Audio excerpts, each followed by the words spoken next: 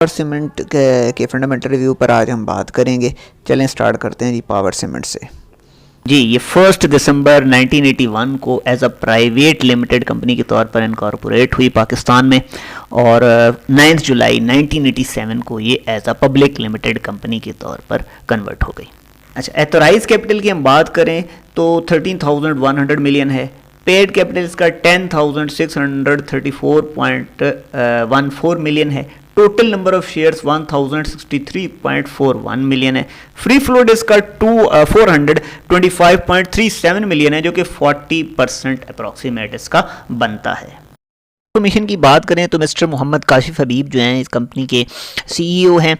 Chairman mister Naseem Baig, CFO और company secretary mister Tahir Iqbal हैं। Directors में हम देखें तो मिस्टर असमद ए हबीब हैं, मिस्टर सैयद सलेमान हैं, मिस्टर मोलर हैं, मिस्टर जावेद कुरैशी हैं और मिस सायरा नासिर हैं।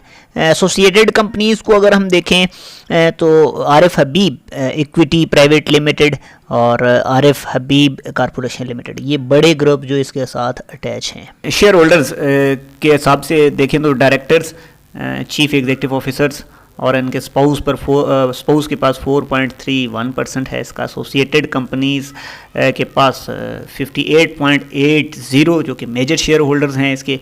बैंक्स और फाइनेंशियल इंस्टीट्यूशंस 3.11 हैं। इंश्योरेंस कंपनीज़ के पास बहुत ही कम है, 0.09। मदारबाज एंड म्यूचुअल फंड किसी भी कंपनी में स्टेक होना बहुत अहम होता है, 3.34% है। लोकल्स 27.04। फॉरेनर के पास बहुत कम है, 0.11%। अदर्स 3.22%। जी, तो PSX में देखते हैं जी इसको।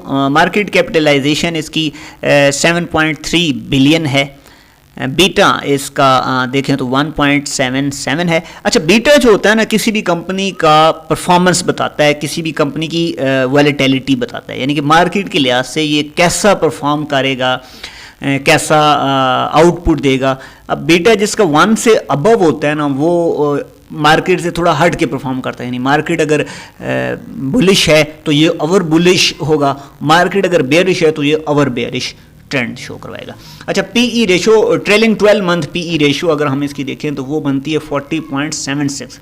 और अगर हम इसके सेक्टर को देखें तो सेक्टर की जो पीई है वो 11.01 है। तो इस हिसाब से हम देखते हैं कि इसका पीई रेशो यानी प्राइस टू अर्निंग रेशो ये थोड़ा ज़्यादा है। 52 वीक्स हाई की बात करें तो 12.10 इसका 52 वीक्स हाई है। 52 वीक्स लो की बात करें तो 6.45 है। तो हम इसकी परफॉर्मेंस पर बात करते हैं तो लास्ट 7 ईयर की परफॉर्मेंस में 2016 जो है ये इनका बेहतरीन साल रहा है।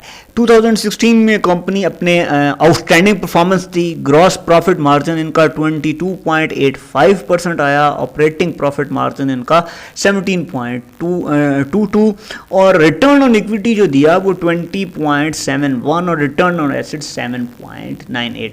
इसके बाद कॉन्टीन्यूसली ये कंपनी डिक्लाइन का शिकार हो गई। 2017 में इन्होंने थोड़ा डिक्लाइन दिखाया, 2018 इससे डिक्लाइन, 2019 और बिल आखिर 2020 में ये कंपनी बिल्कुल डिफ़ॉल्ट के करीब पहुंच गई। -2.88 इनका ग्रॉस प्रॉफिट मार्जिन हो गया और ऑपरेटिंग प्रॉफिट मार्जिन -24.02 हो गया। Return on asset, return on equity और नेट प्रॉफिट मार्जिन तमाम के तमाम माइनस में हो गए। नेट प्रॉफिट मार्जिन इनका 88.05%, रिटर्न ऑन इक्विटी 42.71% माइनस है, रिटर्न ऑन एसेट -8.4। और ये इनका वर्स्ट तरीन साल था 2020। लेकिन इस दौरान इसके बाद कंपनी ने, आपको मालूम है, राइट शेयर्स इशू किए जिसकी वजह से इनको स्टेबिलिटी आई। और अब 2020 और ट्रेलिंग 12 मंथ्स को हम देखें तो कंपनी स्टेबल होती हुई नज़र आ रही है। ग्रॉस प्रॉफिट मार्जिन जो है ये 21.73% हो गया, जो कि अप्रॉक्सीमेट इनका 2017 के बराबर चला गया। ऑपरेटिंग प्रॉफिट मार्जिन भी इंक्रीज हुआ है, वो 13.56 है।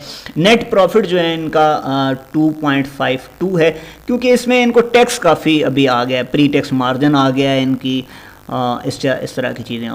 अच्छा, रिटर्न ऑन इक्विटी जो इन्होंने दिया है वो 3.34% है, रिटर्न ऑन एसेट 0.79। अगरचे ये कम है लेकिन ये एक अच्छा साइन है कि कंपनी का रिवाइवल हो गया। वैल्यूएशन की हम बात करें तो 2017 इनका बेहतरीन यानी आउटस्टैंडिंग ईयर था।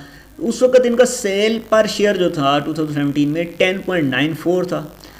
अर्निंग पर शेयर यानी ईपीएस इनका 1.14 था। बुक वैल्यू पर शेयर उस वक्त अपने हाईएस्ट पे था 20.50 और price to earning ratio PE 11.74। Net asset per share इनका 20.50 था।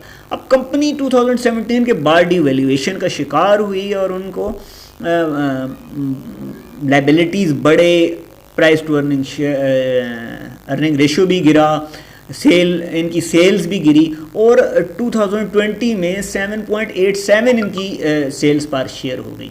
प्राइस टू अर्निंग रेशियो इनका माइनस में चला गया 3.41, बुक वैल्यू भी कम होकर 7.97 आ गया और पीई रेशियो इनका गिरकर माइनस 1.82 हो गया, जो कि बहुत ज़्यादा ख़तरे वाली बात थी। लेकिन ट्रेलिंग 12 मंथ को देखें और 2021 को हम देखें जो परफॉर्म किया है, कंपनी ने अपनी सेल्स बढ़ाई हैं 13.37। अर्निंग पर शेयर यानी ईपीएस जो इनका आया है अभी लास्ट क्वार्टर में जो अनाउंसमेंट की है वो 0.17 है। बुक वैल्यू इनका बेहतर होगा 10.10 हो गया है। प्राइस टू अर्निंग रेशियो अगरचे ज़्यादा है 56.53, जो कि अपने सेक्टर के लिहाज से अभी भी ज़्यादा है। नेट एसिड जो है इनका 10.10 हो गया। अच्छा, अब हम बात करते हैं इसके कैपिटल स्ट्रक्चर पर। कैपिटल स्ट्रक्चर को भी हम देखें तो 2017 इनका आउटस्टैंडिंग ईयर है, यानी इक्विटी टू एसेट उस वक्त उनके पास बहुत ज़्यादा था, 37.72 था। लाइबिलिटीज़ टू एसेट कम थे इनके पास 26.28, क्योंकि एक अच्छा साइन था, कंपनीज की जिम्मे लाइबिलिटीज़ कम थी। लॉन्ग टर्म इक्विटी भी डेट टू इक्विटी जो है वो इनका 1.31 था। Long term debt to asset 0.97, यानी आप कह लेंगे 2017 इनका आउटस्टैंडिंग ईयर था इस हिसाब से। और फिर जो कंपनी ने डिक्लाइन दिखाया वो आपके सामने है, लेकिन अभी इसमें कुछ बेहतरी आ रही है।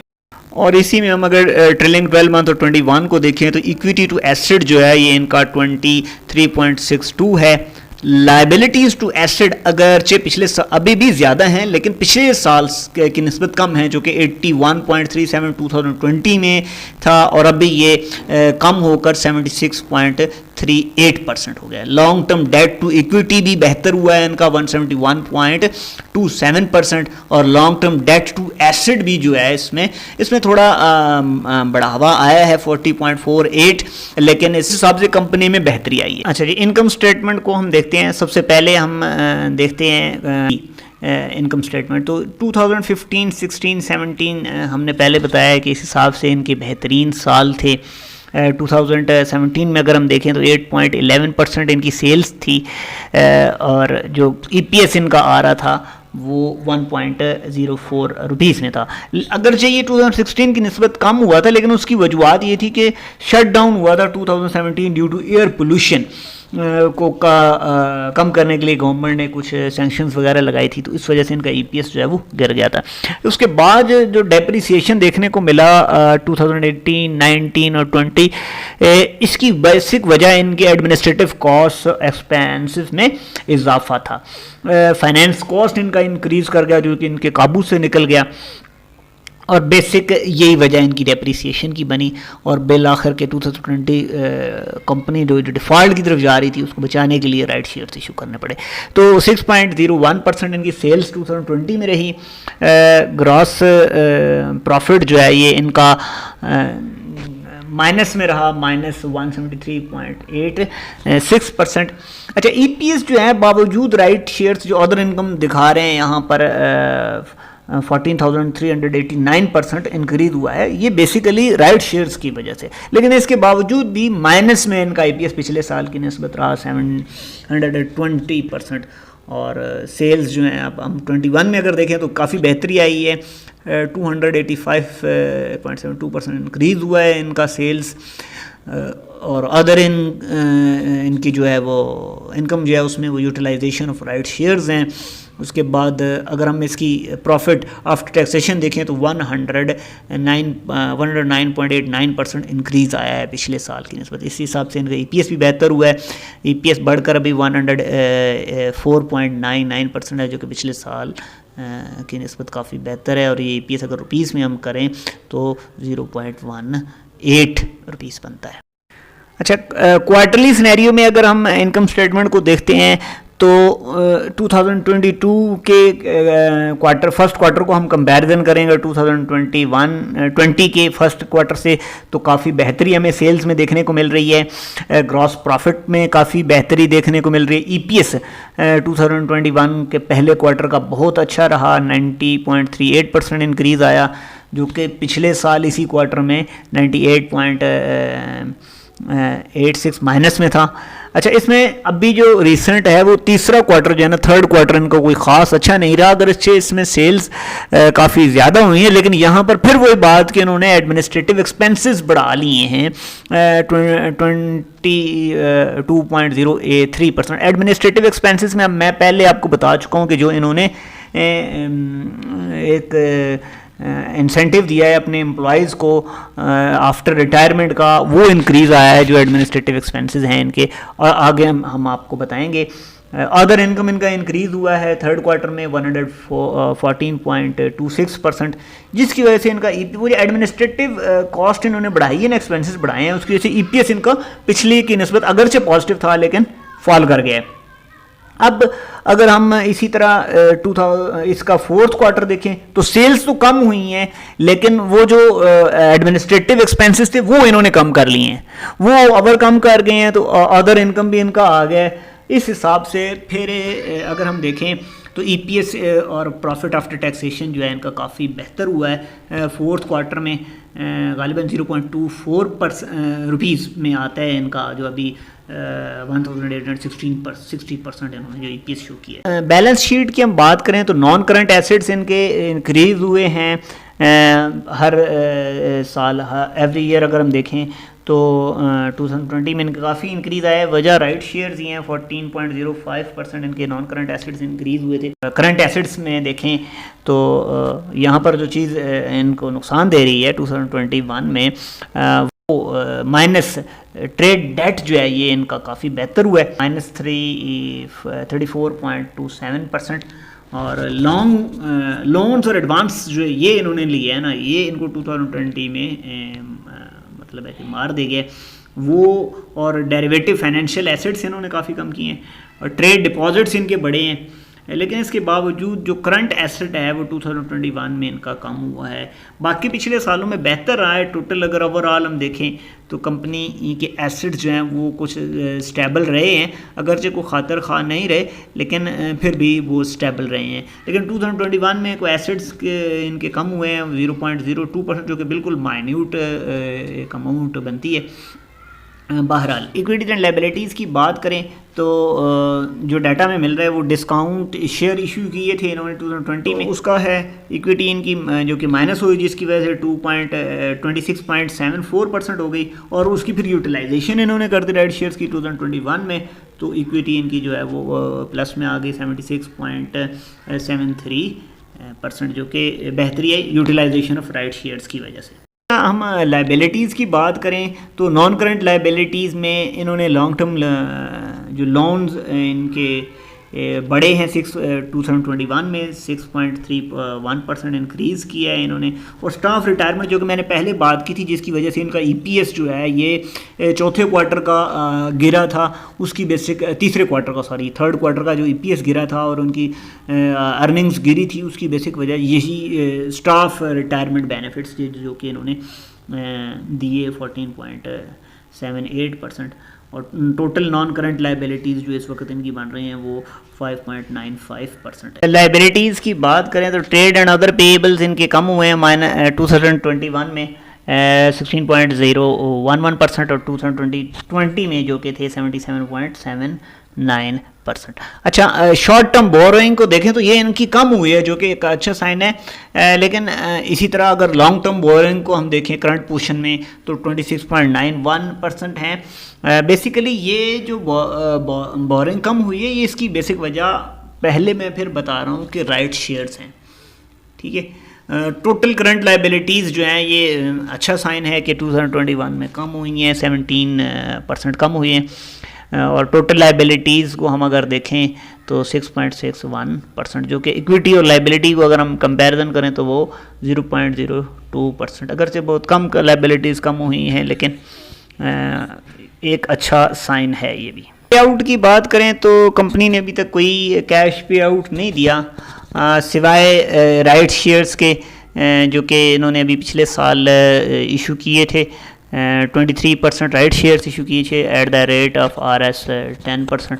इसके अलावा कोई नहीं इन्होंने कैश डिविडेंड या पे आउट हिस्ट्री इनकी नहीं है। टेक्निकल्स की बात करें तो वीकली अगर हम इसमें देखें तो सेल कॉल जनरेट है, स्ट्रॉन्ग सेल कॉल जनरेट है। मंथली में भी देखें तो स्ट्रॉन्ग सेल कॉल जनरेट हुई है एज़ पर investing.com से मैं आपको ये डाटा बता रहा हूँ कि सेल कॉल जनरेट हुई है, जिसमें अगर हम देखें तो RSI जो है इस वक्त 43.18% है, इससे सेल कॉल जनरेट कर रहा है। स्टॉकिस्ट को हम देखें तो 36.79% सेल कॉल जनरेट हो रही है। मैकडी जो है ये इस वक्त न्यूट्रल है इसका, और वॉलेटिलिटी जो है वो लेस वॉलेटिलिटी है अभी इसमें। इसी तरह अगर हम टोटल समरी देखें तो तमाम के तमाम इंडिकेटर इस वक्त इसकी स्ट्रॉन्ग सेल कॉल जनरेट कर रहे हैं। अगर हम लेवल्स की बात करें तो इस वक्त ये अपने फर्स्ट सपोर्ट से ऊपर यानी बोविएट पॉइंट पर ट्रेड हो रहा है। तो इस हिसाब से यानी कि पहली सपोर्ट इसने पर अभी ये ट्रेडिंग कर रहा है बोविएट और इसके दरमियान है तकरीबन। तो मेरे हिसाब से इसको बेहतर है, ये एक यहाँ अच्छा साइन है यहाँ पर, और यहाँ से सपोर्ट ले भी जाएगा। मूविंग एवरेज अगर हम इसकी 5 डेज देखें तो भी सेल है, 10 डेज देखें, इवन कि 200 डेज की भी देखें तो मूविंग एवरेज इसकी वो भी ओवरऑल समरी में हमें सेल कॉल ही दे रही है। लेकिन ये बातें तो एक इंडिकेटर्स बता रहे हैं, लेकिन जो पॉइंट्स होते हैं, जो लेवल्स होते हैं किसी भी स्क्रिप्ट के, वो बहुत ज़रूरी होते हैं जानना। अगर आप मेरे राय इसमें पूछें तो ऑल इंडिकेटर्स आर शोइंग के सेल कॉल है, but as per my view मेरी तरफ से इसमें ये टाइम बाय कॉल का है, ठीक है। बहुत ज़्यादा ये गिर चुका है, यानी कि इतना ज़्यादा इसमें ओवरसोल्ड, मेरे हिसाब से तो ये इसको मैं एक ओवरसोल्ड कहूँगा, ओवरसोल्ड हो चुका है। और ये टाइम है इसमें एंट्री लेने का, बहुत अच्छा रेट है। मैक्सिमम भी अगर ये गिरा तो 6 रुपीज़ से बाउंस बैक हो जाएगा। आप इसको 6 रुपीज़ टू 7 रुपीज़ के दरमियान किसी भी रेट पर बाय कर सकते हैं, ये यहाँ से बाय बैक बाउंस बैक हो जाएगा। Thank you.